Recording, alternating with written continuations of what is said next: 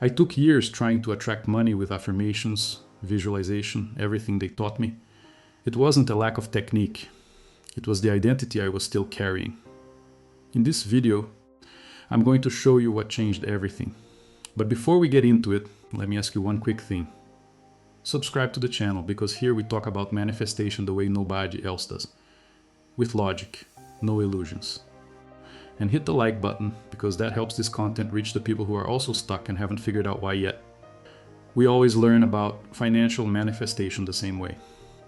Morning affirmations, visualization before bed, a vision board on the wall, daily gratitude, the whole package. And that's no small thing.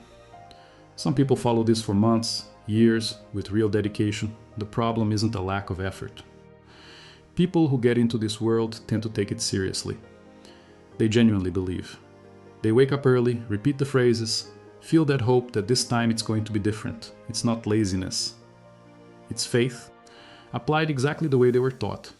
At its core, what you were taught is this: think positively enough, with enough emotion, and the money comes.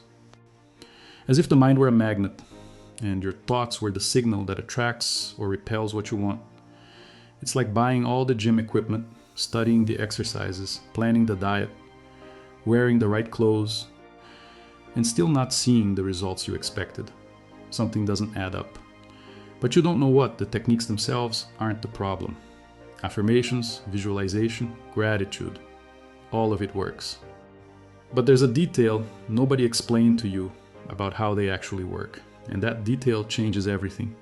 Because if these practices have existed for decades and so many people apply them sincerely, why do most people not see consistent results? The first problem is in the way most people practice manifestation. And it's a subtle mistake, because it feels right when you're doing it. The person wakes up, does the affirmation, visualizes, and for the rest of the day keeps thinking about money.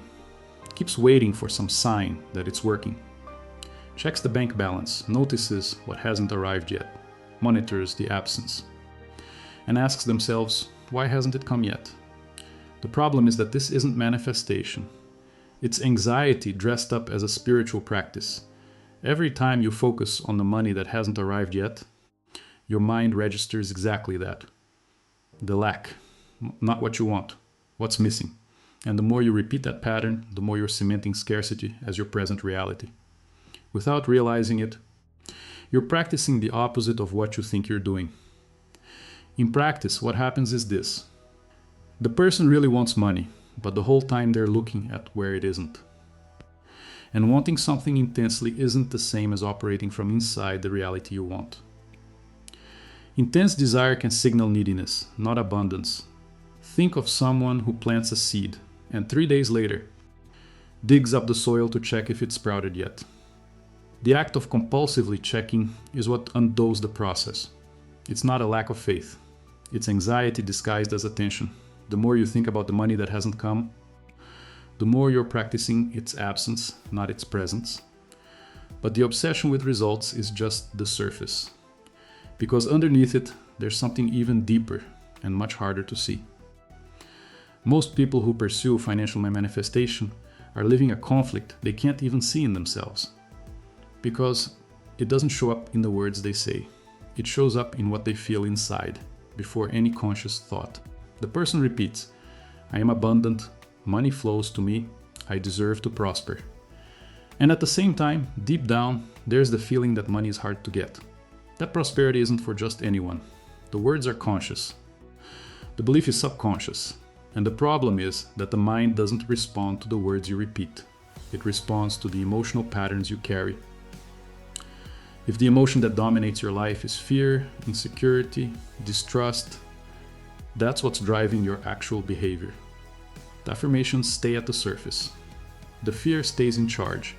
This shows up in behavior in ways the person doesn't connect to manifestation. They reject opportunities without knowing exactly why. They procrastinate on projects that could generate income. They act from inside fear, not from inside what they want to build. And they don't even realize they're doing it. Think of a car with the engine running and the brakes locked at the same time. The effort is there, the noise is there, but the car doesn't move. The forces cancel each other out. That's exactly what happens when affirmations and beliefs are at war internally. You can repeat 1,000 affirmations about wealth. But if the emotion that dominates your life is fear of not having enough, it's the fear that's in charge, not the words. The conflict between desire and belief is already serious. But there's a third problem, and it's the deepest one of all. It's what makes all of this repeat itself, no matter how hard you try. Techniques change what you do. Beliefs change what you think. But there's something deeper than both. And it's what nobody touches when they talk about financial manifestation. It's identity. The image you have of yourself in relation to money, not how much you want to have, how much you believe you deserve to have. And for most people, those two things are not the same. Every person operates within an internal comfort range with money. When the financial result rises above that range, something inside starts making adjustments, sometimes without the person even noticing. It's like a thermostat that regulates the temperature back to its set point. Except here, the set point isn't defined by how much you want. It's defined by who you believe you are. You've seen this pattern play out. The person improves, earns more, has a good stretch, but at some point goes back to the same level as before. Sometimes it takes months, sometimes years, but it comes back. And they're left wondering why it's so hard to sustain the progress. It's not bad luck, it's identity operating. The person who desires wealth with everything they have and still makes decisions that confirm what they believe themselves to be isn't being contradictory by choice. It's because behavior doesn't follow desire. It follows identity. It's like the root that determines the fruit. You can force a different fruit onto the tree, but without changing the root, the system always goes back to producing what it knows how to produce.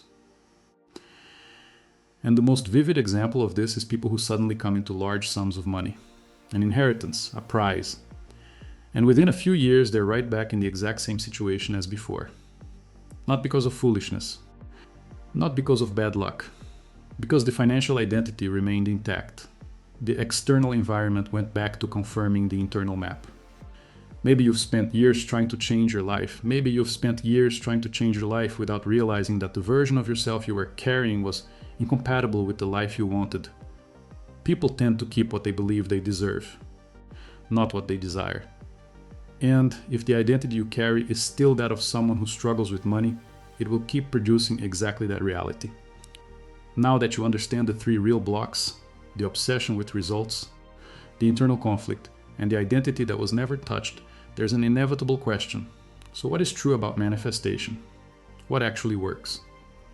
Now, before we continue, if what you just heard made sense, I want to point you to something that was fundamental in my own journey with this, the ebook in the description. It goes deeper on exactly this point. How to break out of the scarcity identity pattern and start operating from inside a different reality. The link is there. Check it out when the video is over. Because now I want to show you what manifestation actually is and what changes when you really understand it. After everything we've covered so far, it's worth answering the question directly. Does financial manifestation exist? Does it actually work? Yes. But not the way you were taught.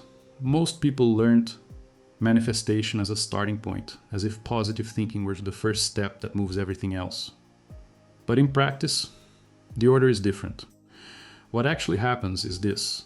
Thought generates an emotion. The emotion reinforces a behavioral pattern, and that pattern determines the decisions a person makes every day. The financial result is the last point in that chain, not the first. Whoever tries to start with the result is trying to move the chain from the last link. That's why techniques applied without internal change don't hold. You can try to pull the fruit off the tree, but without changing the root, the system keeps producing the same thing. The transformation that shows up in the external world is always a reflection of an internal transformation that already happened. And when the alignment is real, when identity, emotions, and beliefs are all pointing in the same direction, results emerge as a natural consequence. Not as a reward for a technique well applied, as a consequence of who the person has become. The people who've achieved consistent prosperity weren't the ones who thought most positively. They were the ones who first changed the way they saw themselves, the way they made decisions, the way they acted. The results came after, as an unfolding of who they already were on the inside. Manifestation as effort requires you to force. Manifestation as consequence happens because you changed. Those are two completely different starting points. Manifestation isn't what you do to attract money. It's what happens when you stop being someone who needs to attract money and start being someone for whom prosperity is natural. Now that we understand what manifestation really is, the question that remains is, how does a person actually begin in practice to build that identity? The first thing that changes when you understand this is the question you ask yourself. Most people spend years asking, how do I attract more money? And that question by itself already starts in the wrong place, because it puts money as the target and you as someone trying to reach it. And as long as you're in that position, the scarcity identity stays in charge. The right question is a different one. Who do I need to become so that prosperity is a natural result of my life? That shift changes everything. You stop trying to attract something from outside and start building something inside. And what you need to build isn't motivation. Motivation lasts a week. You need to build identity. And building identity is different from collecting techniques. It's developing genuine self-confidence through real progress, not through affirmations. It's aligning emotions and thoughts so that the internal conflict we identified earlier stops happening.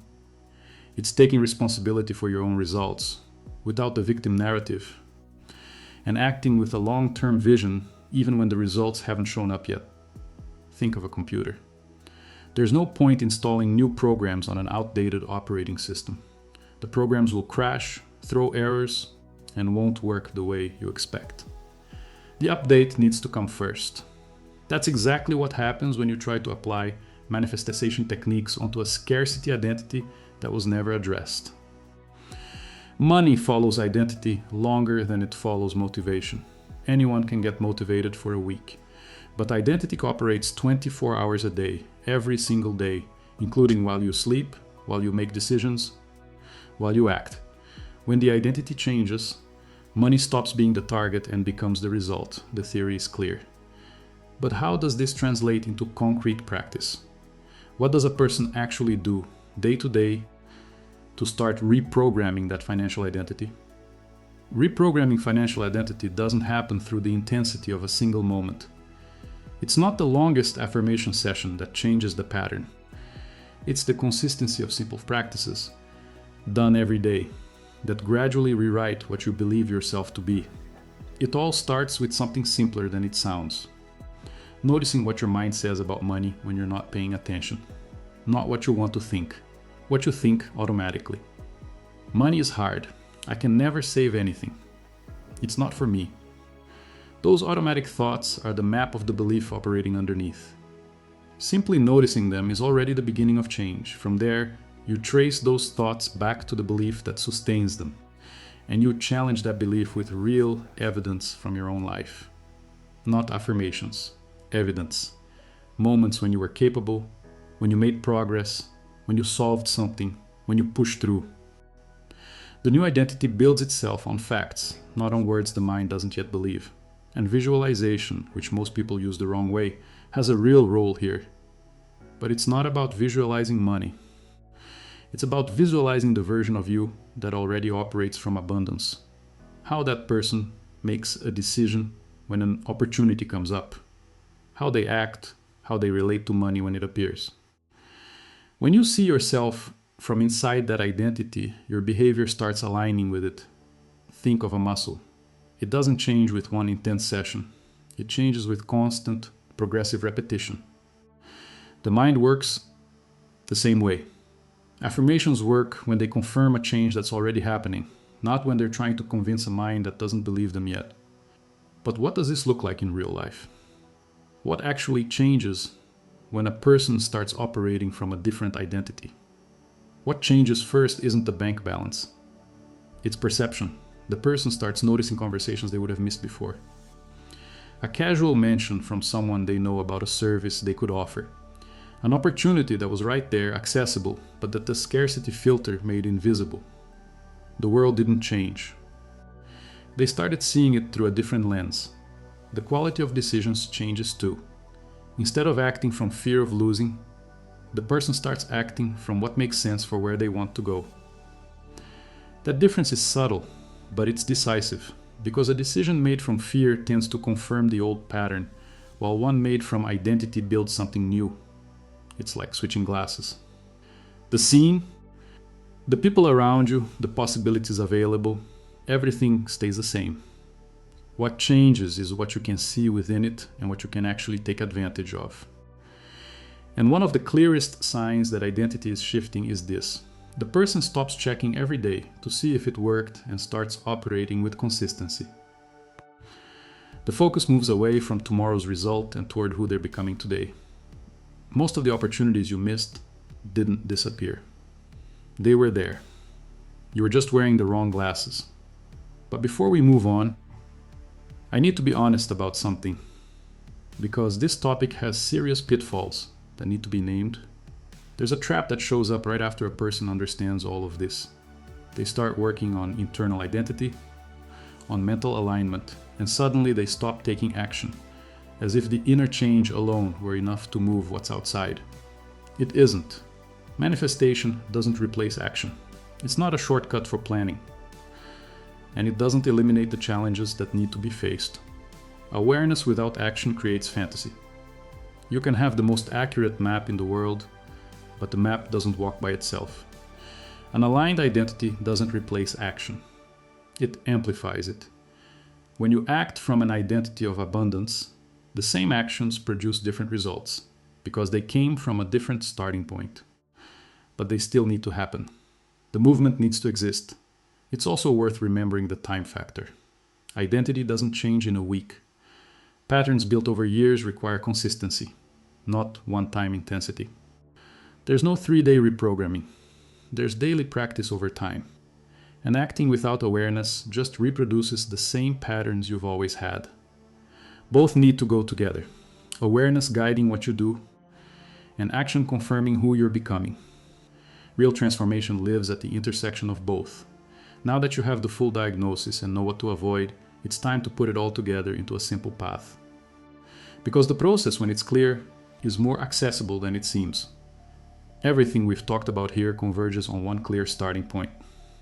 And it doesn't begin with techniques, it doesn't begin with financial goals, and it doesn't begin with how much you want to earn. It begins with the most honest question you can ask yourself. What do I actually believe about money, about deserving, and about my own capacity? Not what you say out loud. What you feel when you think about it. That's the starting point. From there, you start building a new narrative. Not with affirmations the mind doesn't accept yet, but with real evidence of progress you've already made, no matter how small. The new identity needs a concrete foundation to stand on. And visualization enters here differently from how you were taught. You don't visualize money. You visualize the version of you that already operates from abundance. Who that person is, how they act, how they make decisions when an opportunity shows up. It's like setting a new destination in your GPS. You don't reach a different destination without first changing the direction. The process starts here, right now, with the decision to be a different person. The process of prosperity begins long before the money arrives. It begins the moment you decide to be a different person and act like that person before you have any external proof. If you made it to the end, you now have something most people who try to manifest never stop to look at honestly. The real diagnosis of their own pattern. That's the starting point that changes everything. And that's why it's worth mentioning the ebook in the description again, from a different angle than before. The video gave you the diagnosis. The ebook gives you the process. Practical exercises, direct and no nonsense, without miracle promises, so you don't lose the momentum from what you understood here. The link is in the description. Now I want to hear from you. Tell me in the comments which insight hit you hardest in this video. Was it the identity question, the return to Vaseline pattern, the internal conflict between what you affirm and what you actually believe? I read the comments, and I want to know where this really landed for you.